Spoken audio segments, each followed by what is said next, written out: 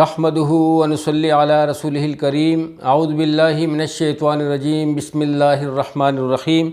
میرے پیارے بھائیوں، بزرگوں، دوستوں اور پیاری بہنوں، السلام علیکم ورحمۃ اللہ وبرکاتہ۔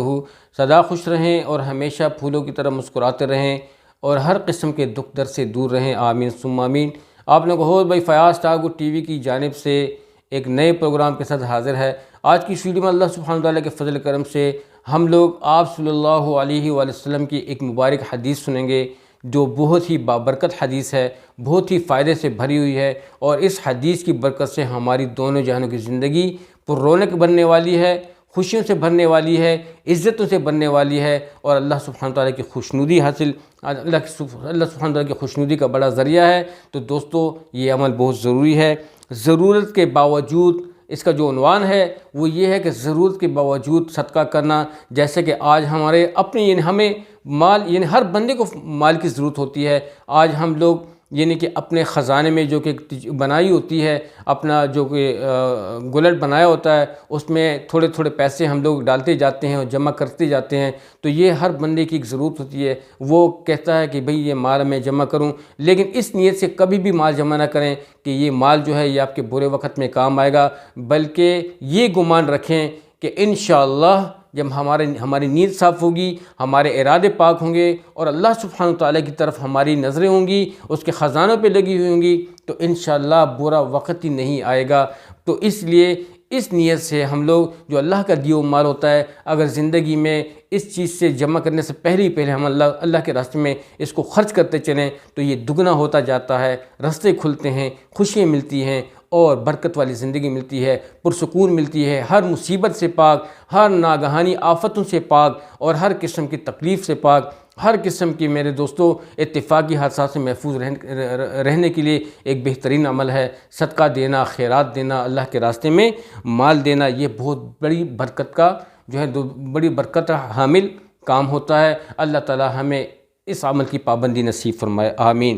حضرت محمد صلی اللہ علیہ وآلہ وسلم کا پاک ارشاد ہے کہ بہترین اجر والا صدقہ یہ ہے،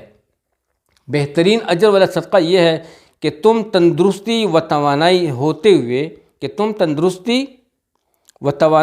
ہوئے اس وقت صدقہ کرو کہ جب خود تمہیں بھی مال کی حرص ہو، یعنی کہ حرص ہو، تنگ کا ڈر ہو اور خوشحالی کی جستجو ہو۔ یعنی کہ مال اس وقت بہت زیادہ فائدہ مند ہوتا ہے صدقہ دینا کہ بندے کو جوانی بھی ہو،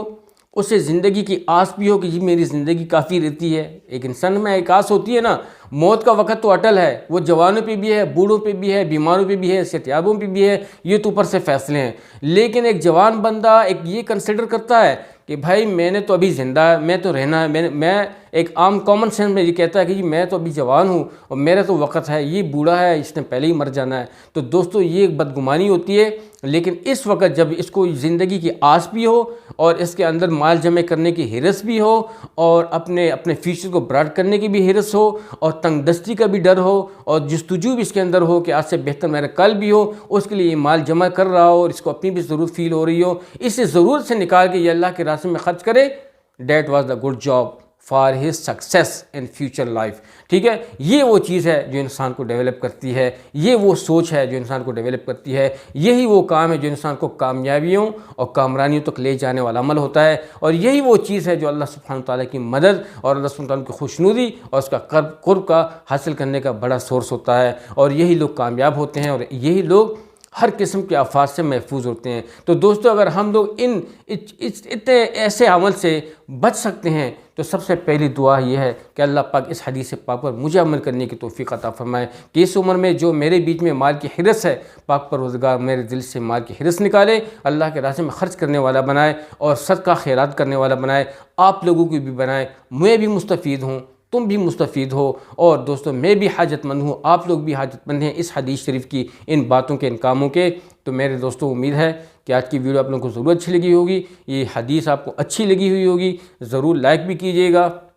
شیئر بھی کیجیے گا۔ اچھی بات کو شیئر کرنا بھی صدقہ ہے، اپنی جوانی میں ایسے عمل کریں۔ آپ صلی اللہ علیہ وسلم نے ان کے بارے میں فرمایا کہ سرسبز و شاداب رہیں، یعنی اس شخص کا چہرہ ہمیشہ روشن رہے جو میری حدیث سن کر لوگوں تک پہنچائے، غائبین تک پہنچائے۔